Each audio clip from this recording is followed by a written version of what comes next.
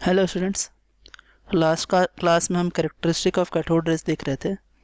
अभी next characteristic हम देखते हैं, है ना। उसी में मैं कंटिन्यू कर रहा हूँ, है ना। So it produces X ray, है ना। कैथोड रेज क्या करते हैं? एक्स रे प्रोड्यूस करते क्या है एक्स रे प्रोड्यूस करने के लिए हम, कि ये हमने डिस्चार्ज ट्यूब लिया है ना, और इस डिस्चार्ज ट्यूब में जो एनोड लिया है हमने, है ना, वो एनोड एक हमने हैवी मेटल लिया है, फॉर एग्जांपल टंजस्टीन लिया है ना। अब क्या होगा कि जैसे यहाँ से कैथोड रेज निकलेंगी और कैथोड रेज जब इस हैवी मेटल से स्ट्राइक करेगा, तो स्ट्राइक करने के बाद एक डिफरेंट टाइप ऑफ रेज निकलेंगी, है ना। और यही रेज क्या कहलाती है? एक्स रेज कहलाती है ना। क्योंकि जिस समय ये रेज बना था, डिस्कवर हुआ था, तो उस समय हमें इसके बारे में कुछ मालूम नहीं था, इसलिए हमने इसको एक्स रे बोला गया, है ना। ठीक है, तो कैथोड रेज से एक्स रेज को भी बनाया जाता है। फिर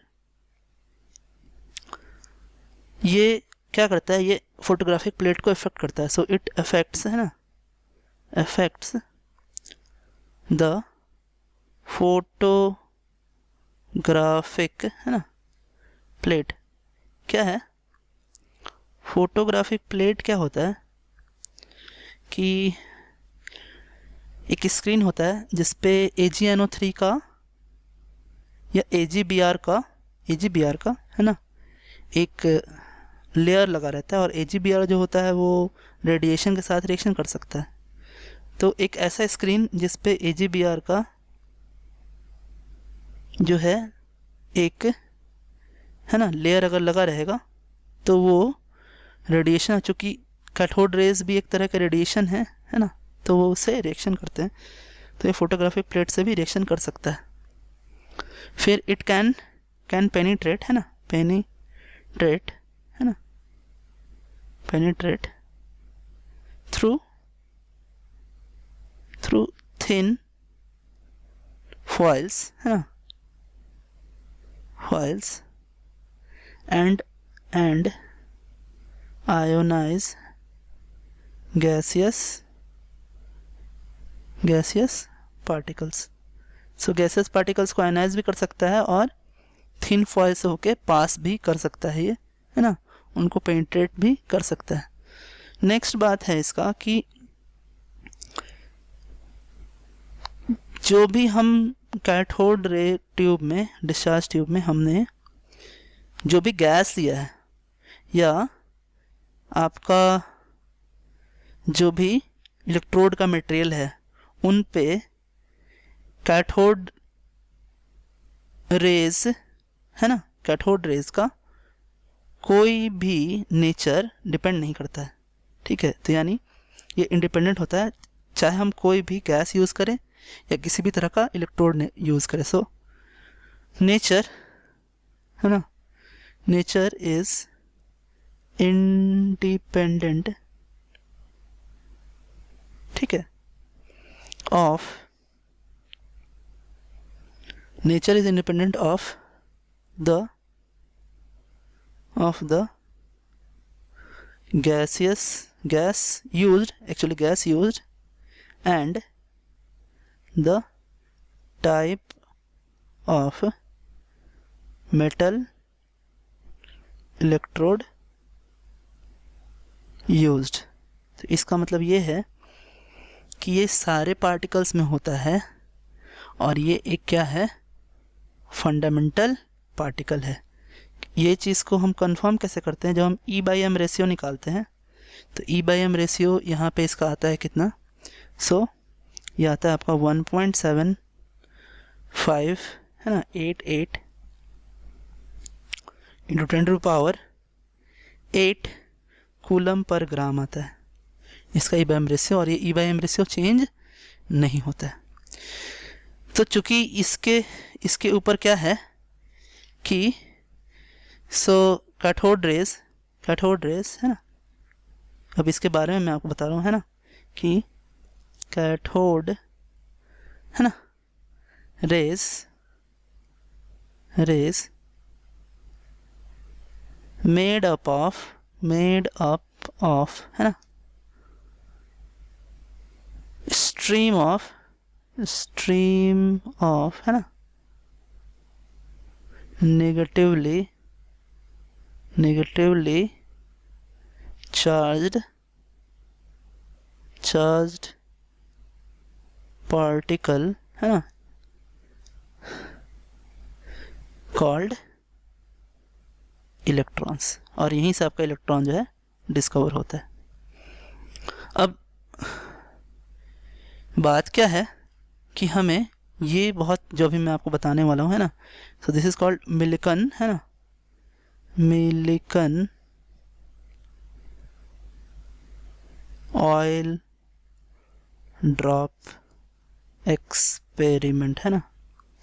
सो मिलिकन ऑयल ड्रॉप एक्सपेरिमेंट होता क्या है, ये बहुत ही इम्पॉर्टेंट आपका कंसेप्ट है ना, और इसी से हमें सबसे पहले क्वांटाइजेशन का कंसेप्ट आता है। क्वांटाइजेशन होता क्या है ये हमको इसे सबसे पहले आता है। तो करना क्या है इस एक्सपेरिमेंट में है ना, हमने एक है ना एक हॉलो डिस्क, एक हॉलो सिलेंडर लिया है ना, और इस हॉलो सिलेंडर में है ना ये आपका एक सेटअप है। बस यहाँ पर इस हॉलो सिलेंडर में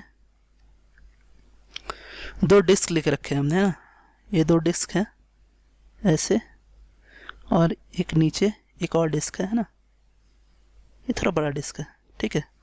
अब इस डिस्क के अंदर एक छोटा सा पैसेज है आपका है ना, बहुत ही छोटा पैसेज है, ठीक है। और हम क्या कर रहे हैं कि इस डिस्क के ऊपर एक हमने यहाँ क्या रखा है ना, एक क्या रखा है, एटोमाइज़र रखा है इसके ऊपर, ऐसा एक ऐसा एटोमाइज़र रखा है, ठीक है। और यहाँ से है ना एक हम क्या कर रहे हैं इस जगह से कि हम एक एटॉमिक टेलीस्कोप यूज़ कर रहे हैं, एटॉमिक टेलीस्कोप है ना यूज़ कर रहे हैं। यहाँ से हम देख रहे हैं इसको, और यहाँ पे आपका एक पार्टिकल है, इस एटोमाइज़र में क्या है, ऑयल है, और ये ऑयल को जो हम स्प्रे करते हैं एटोमाइज़र के थ्रू, तो ऑयल जो है इस डिस्क के ऊपर आ जाता है, और ये डिस्क जो है वो उसमें इलेक्ट्रिसिटी, दोनों डिस्क में इलेक्ट्रिसिटी कनेक्टेड किया गया है, आपका करंट कनेक्टेड है यहाँ पर। अब क्या होगा, इन दोनों के बीच में इलेक्ट्रिक फील्ड जनरेट हो जाएगा दोनों डिस्क के बीच में, और ये जो पैसेज के थ्रू होकर के, जो आपका पैसेज है, उस पैसेज के थ्रू आपका ऑयल जो है ये नीचे ये पार्टिकल ऐसा बन गया आपका, ये पार्टिकल है।